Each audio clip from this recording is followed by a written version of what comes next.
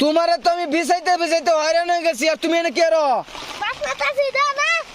মাছ মারবার হচ্ছে না এই বাচ্চাও দিহি